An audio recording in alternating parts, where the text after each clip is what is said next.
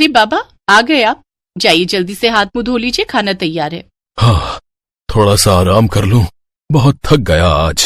बाबा, कितनी बार कहा है अब आप बाहर मत जाया करो, मैं कर लूंगी ना सारा इंतजाम।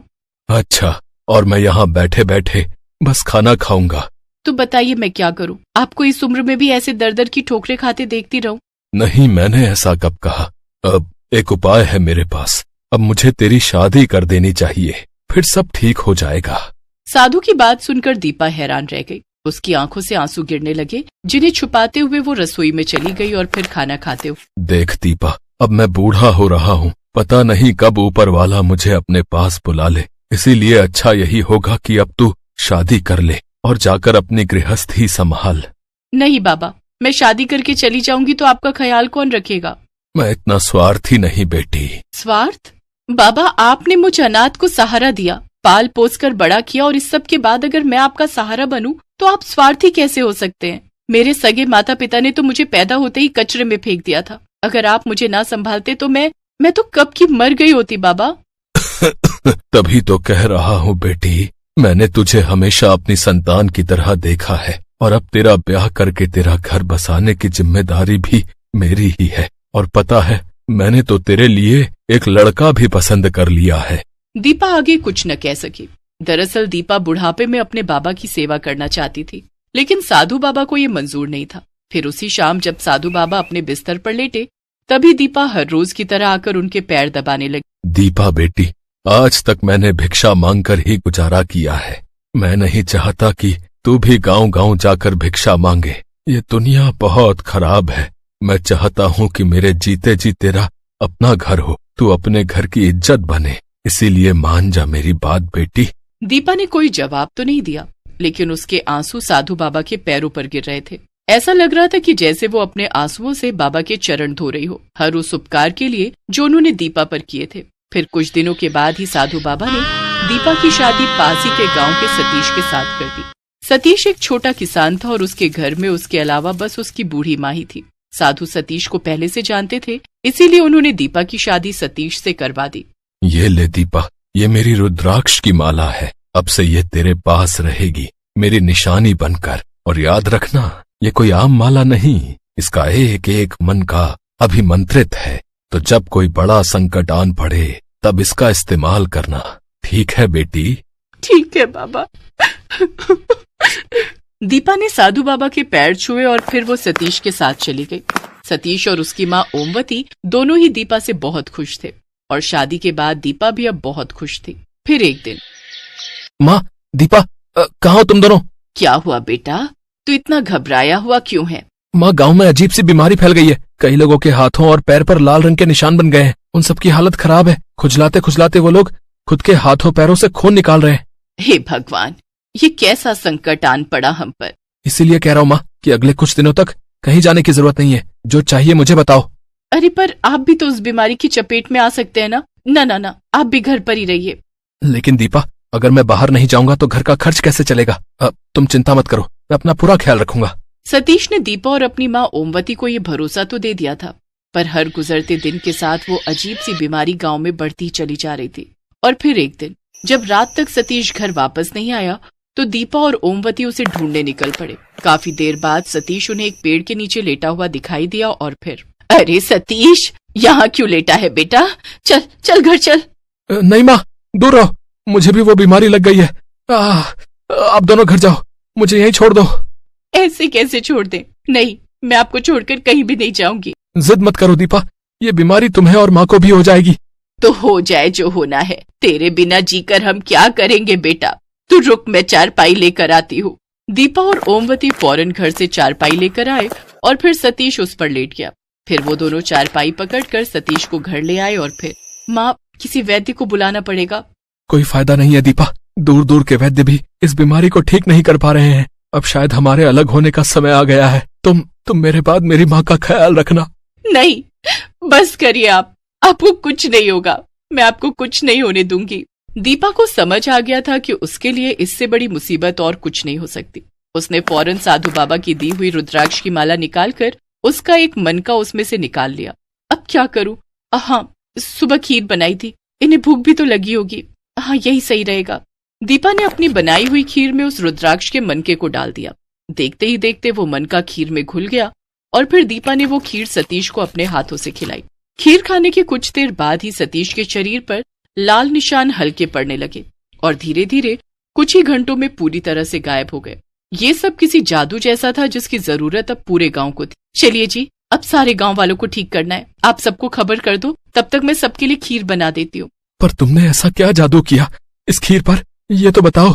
जादू नहीं, मेरे बाबा का आशीर्वाद और उनकी तपस्या का फल है ये खीर। इसके बाद दीपा और सतीश ने मिलकर गांव के सभी बीमार लोगों को वैसी ही जादुई खीर खिलाई और शाम तक पूरा गांव उस खतरनाक बीमारी से मुक्त हो गया। दीपा को हर कोई आशीर्वाद दे रहा था और दीपा बस नम आंखों से अपने बाबा को याद कर रही थी।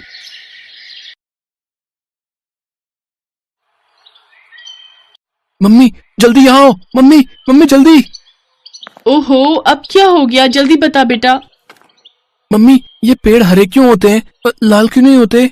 उफ, तू और तेरे सवाल। अब ये सब मुझे नहीं पता, जब शाम को पापा घर आएंगे तब उन्हीं से पूछना। ठीक है। अच्छा मम्मी, ये हवा कैसे चलती है, ये तो बता दो ना। हे मेरे भगवान, देख गोपू, मैं बोल रही हूँ, अब बस चुप हो जा। सारा दिन मेरी खोपड़ी खाता रहता है। पापा आएंगे तो उनका सिर खाना ना, समझा? कोई काम नहीं करने देता। पर मैं पापा का सर कैसे खा सकता हूँ, वो तो मेरे मुंह के अंदर आएगा ही नहीं।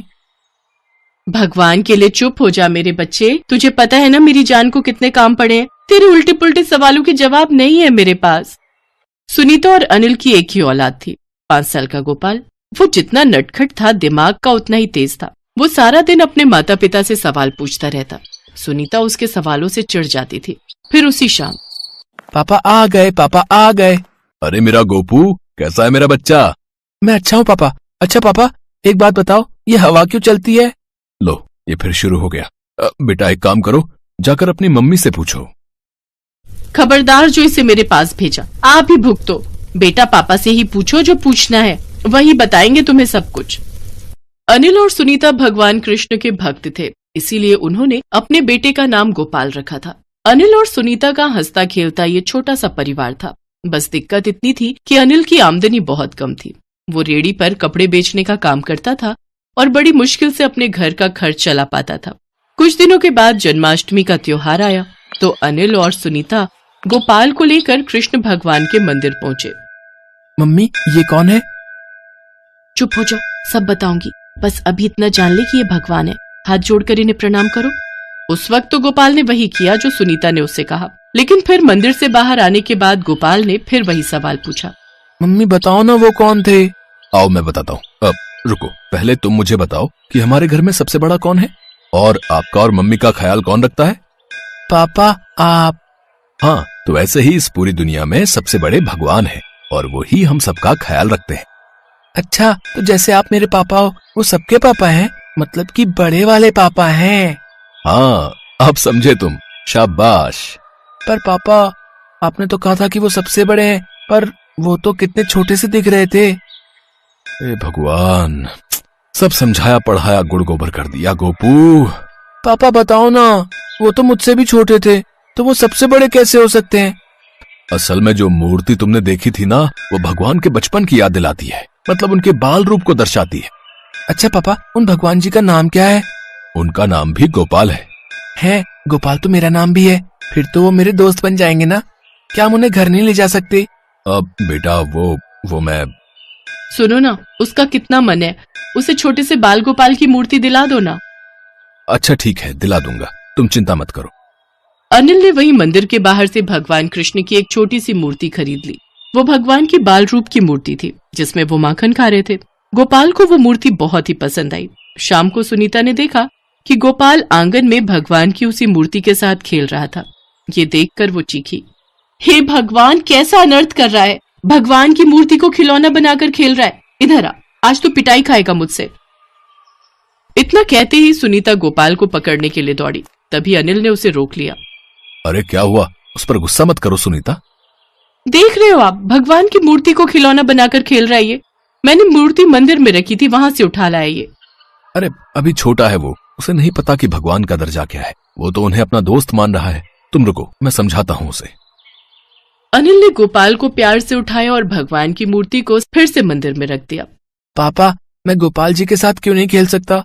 इसलिए गोपू, क्योंकि मिट्टी लगने से गोपाल जी गंदे हो जाएंगे ना। वो भगवान है ना, इसलिए उनको मंदिर में रहने दो। वहां हम एक साथ उनकी पूजा करेंगे, ठीक है? ठीक है पापा। गोपाल समझ गया था कि वो भगवान की मूर्ति के साथ खेल नहीं सकता, लेकिन वो उनसे बातें तो कर ही सकता था। इसीलिए दिन भर वो भगवान की उस प्यारी सी मूर्ति के पास ही बैठा रहता और भगवान से खूब सारी बातें करता। फिर एक शाम, मम्मी, हमने तो खाना खा लिया, पर गोपाल जी ने तो खाया ही नहीं। मैं उन्हें खाना दे आऊं? अरे तुम पहले खाना खाओ, मैं खिला दूंगी उन्हें। अच्छा मम्मी, गोपाल जी को खाने में क्या पसंद है? बेटा, उन्हें खाने में मक्खन, दूध, दही, खीर, ये सब पसंद है। खीर? ये खीर क्या है पापा? बेटा, खीर दूध से बनती है, मीठी। दूध और चावल से बनी बहुत ही बढ़िया होती है खाने में।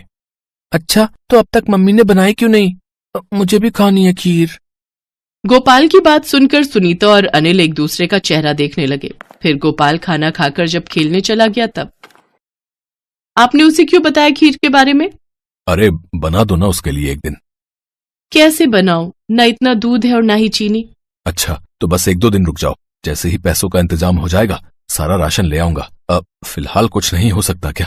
सुनीता ने रसोई के सारे डिब्बे खोलकर देखे तो उसे थोड़ी सी चीनी मिल गई और फिर खीर तो बन जाएगी, लेकिन 1 कटोरी से ज्यादा नहीं बन पाएगी। हाँ तो ठीक है ना, बस उसके लिए बना दो। सुनीता और अनिल गोपाल की हर ख्वाहिश को पूरा करने की कोशिश करते थे। उस दिन भी गोपाल की जिद पर घर में 1 ही कटोरी खीर बनी। अनिल और सुनीता ने गोपाल को बुलाया और उसे बताया कि उन दोनों ने खीर खा ली है और बची हुई खीर गोपाल को खाने को दे दी। गोपाल खीर की कटोरी लेकर सीधे बाल गोपाल जी की मूर्ति के पास गया। पता है गोपाल जी, मम्मी ने आपके और मेरे लिए खीर बनाई है, लेकिन मैं जानता हूँ कि वो झूठ बोल रहे हैं। उन्होंने खीर नहीं खाई, उन्होंने सारी खीर हम दोनों के लिए दे दी। आपको ये खीर बहुत पसंद है ना, तो आप इसे खा लो। मैं नहीं खाऊंगा, क्योंकि मेरे पापा और मम्मी ने भी नहीं खाई ना। इतना कहकर गोपाल वहीं आंखें बंद करके रोने लगा, क्योंकि उसे पता चल गया था कि उसके पापा और मम्मी ने उसके लिए खीर बनाई पर खुद नहीं खाई। तभी मूर्ति से एक तेज रोशनी निकली और अगले ही पल भगवान कृष्ण बाल रूप में प्रकट हुए। गोपू, कैसे हो? गोपाल जी, आप मुझसे मिलने आए हैं? हाँ गोपू, तुमने अपनी सारी खीर मुझे दे दी, तो मुझे तो खीर खाने आना ही था। मैं तुमसे बहुत खुश हूँ। बताओ, अब मुझसे क्या चाहिए तुम्हें? अच्छा, जो मांगूंगा वो आप दे दोगे? हाँ, तुम मांग कर तो देखो। ठीक है, तो फिर आप मुझे ऐसी ही पूरी 3 कटोरी खीर, नहीं, आप तो ऐसा करो कि ऐसी मीठी मीठी खीर की बारिश ही कर दो, ताकि मैं, मेरे मम्मी पापा और मेरे सारे दोस्त भी जी भर के खीर खा सकें। जैसा तुम कहो गोपू। इतना कहकर भगवान अंतर्ध्यान हो गए और फिर अगले ही पल आसमान से खीर की बारिश होने लगी। गोपाल कटोरा लेकर बाहर की तरफ भागा और जोर से चिल्लाया, मम्मी पापा, देखो गोपाल जी ने खीर की बारिश की है। सभी लोग बाहर आ जाओ, आज सब लोग खीर खाएंगे। 1-2 नहीं, पूरी 10 कटोरी खीर खाऊंगा मैं तो। खीर की बारिश देखकर हर कोई हैरान था। किसी को कुछ समझ नहीं आ रहा था। बस हर कोई अपने अपने कटोरे में खीर भर रहा था और उसका स्वाद ले रहा था। लेकिन असल में हुआ क्या था, ये या तो गोपू जानता था या स्वयं उसके गोपाल जी।